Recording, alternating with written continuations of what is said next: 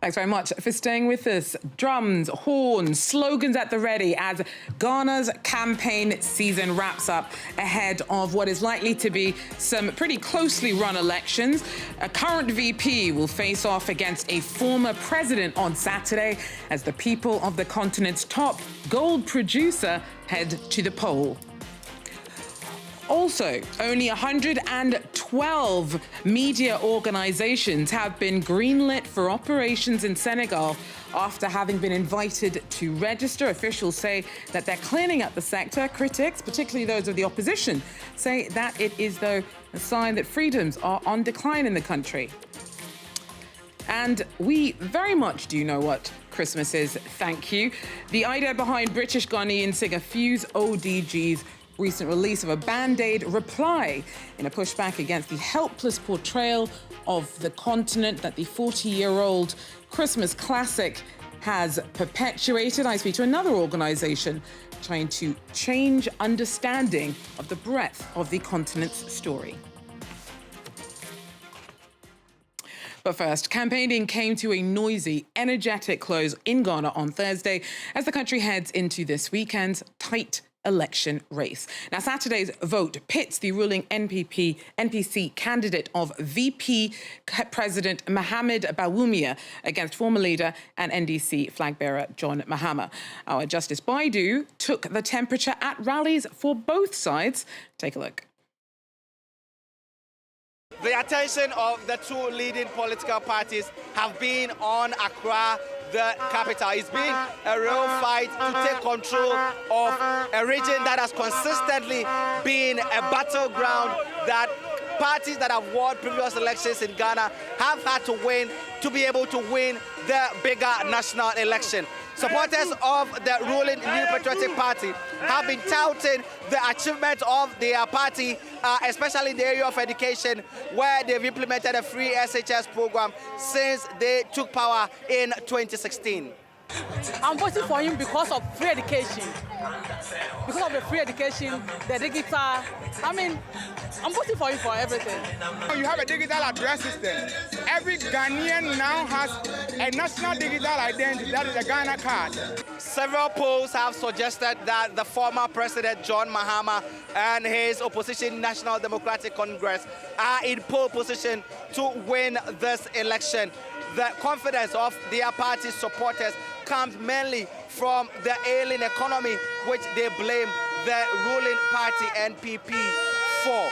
At their own rally, which is being organized only 15 minutes drive away from that of the NPP, supporters of the party are saying that they are confident that because of the cost of living crisis that the country has been going through over the last 3 to 4 years, the country will definitely vote for change come Saturday. We are here today because we want change, okay? And then we all know how tough the economy is. I'm voting for him because of it has better future for the youth. There are 11 other candidates contesting in Saturday's election. Justice Baidu there, keeping an eye on things for us. Now, after 3 years in detention, 8 Rwandan opposition members and 1 YouTuber finally faced trial in Kigali on Thursday. They're accused, amongst other things, of reading a book called Blueprint for Revolution. Clement de Roma tells us more. The trial of 8 opposition members and a YouTuber, a journalist, has finally begun in the Rwandan capital after they've already spent 3 years behind bars since their arrest in 2021. They're accused of, among other things, participating in a criminal organization publishing false information and rumors, attempting to cause uprisings and unrest among the population, and conspiring to commit offenses against the authorities and the president. As evidenced, the prosecution relies in part on a sharing and reading of the book Blueprint for Revolution, which advocates non-violent methods of action. The group, mainly members of the unauthorized Dalfa party led by opposition figure Victoire Ingabire, is accused of attempting to mobilize the population during a protest and promoting actions such as tax refusal. The 9 detainees face sentences ranging from 20 years in prison to life imprisonment due to the severity of the charges. NGOs Amnesty International and Human Rights Watch have called already for their immediate release, condemning what they see as a failure of Rwandan justice. Last summer, a UN working group declared that the imprisonment of these opponents was arbitrary and in violation of international laws. Now, big names in media in Senegal have been trying to decrypt the thinking behind a new publicised list of authorised media outlets. Key platforms have been left out, and the situation for foreign media remains a bit unclear.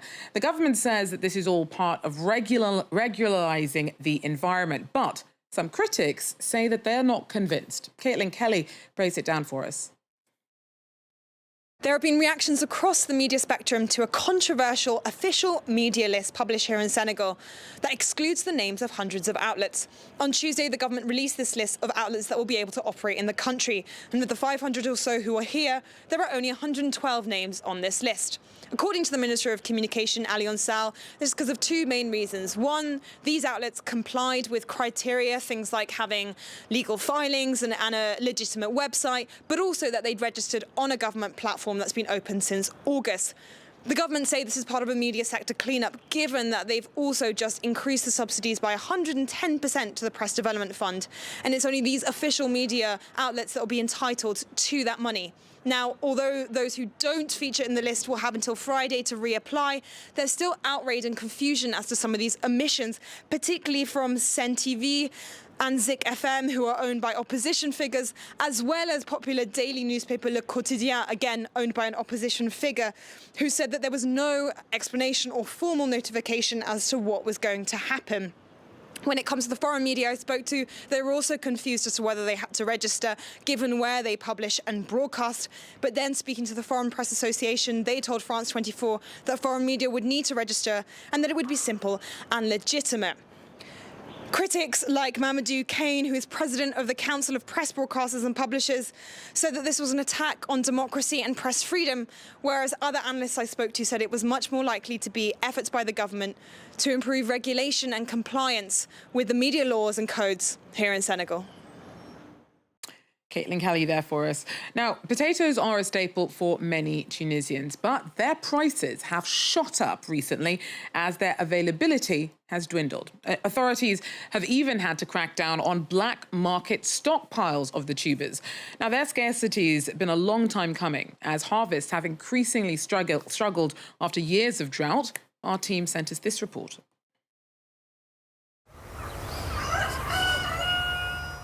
Ras Bel in northern Tunisia is known for its potatoes, but this year the harvest was not good for this farmer.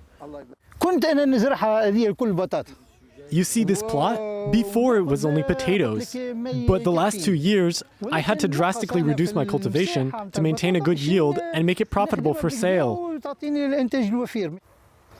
shortfall is partly down to the weather. Rainfall had declined drastically over the last couple of years, but other pressures have also led to a 30% production drop in potatoes nationally. When you add the water shortages to the enormous increase in the price of seeds, that's why farmers have had to reduce their yields. More and more potatoes are imported from abroad, from France or the Netherlands, and that comes at a huge cost. Usually potatoes in Ras Bel are harvested in June and then stockpiled to supply markets in later months. But this year, many refrigerated depots sold out their stocks by August.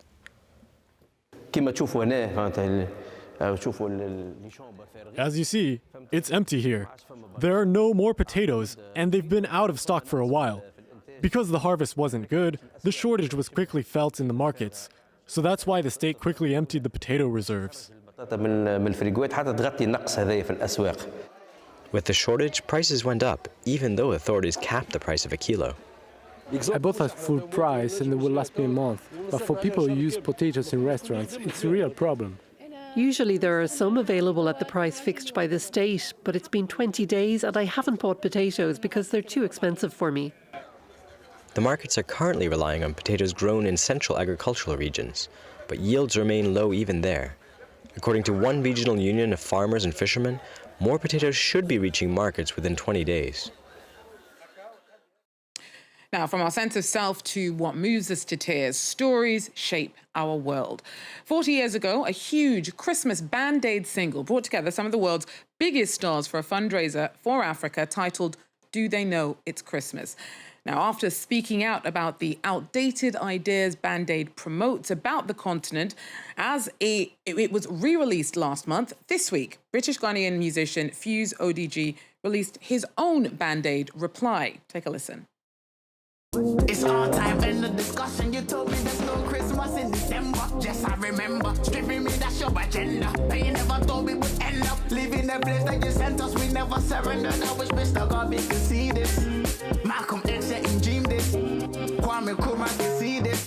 This feels like 6 months, 57, but the remix. We know when it's Christmas. We know when it's Christmas. We know when it's Christmas. So, as you might have got, he is making it very clear that Africans very much do know what Christmas is. Now, Abimbola Ogundayo works with Africa No Filter, which has also flagged the inaccurate and damaging blanket portrayal of the continent perpetuated by some well-meaning projects like Band-Aid.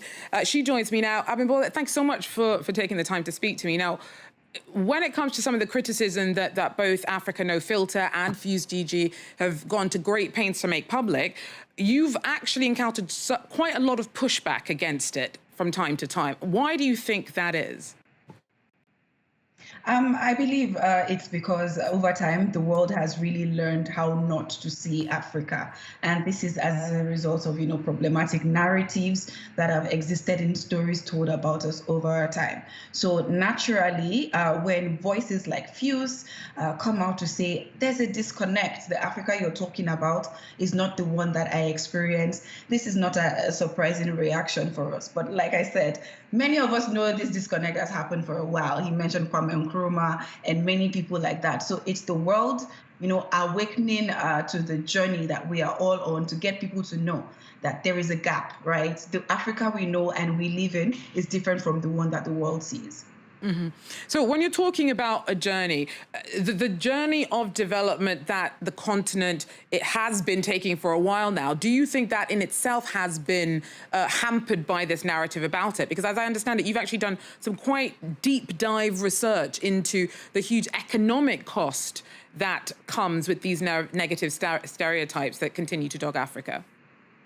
Absolutely. Our research looked into the correlation between biased media reporting and the inflated interest payments that African countries have to pay simply because of the risk premium that, they are just risky. And when you compare them with people they should be at par with outside, Africa, we're paying a lot more. Our figure came to $4.2 billion.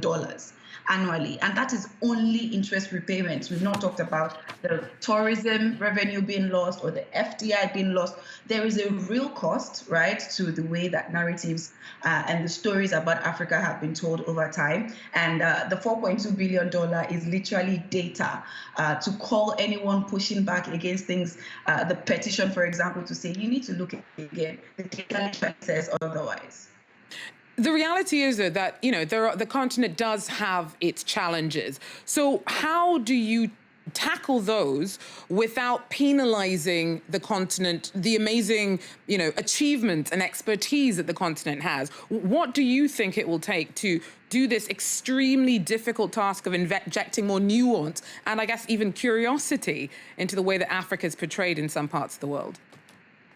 I love the fact that you use the word curiosity because that's exactly what we're inviting storytellers, to take advantage of. Beyond the single story of what we might have learned, about the continent's violence, poverty, disease, how can we be curious enough to recognize that it's actually a continent of 54 diverse countries? We need to be able to tell the good, the bad, the ugly, not just what we think the world needs to see because it has been used to that, but we need journalists to begin to show the different aspects. There's the culture, there's the fashion, there's progress. There's opportunity, there is business, there are things moving on really beautifully. And it's a concerted effort.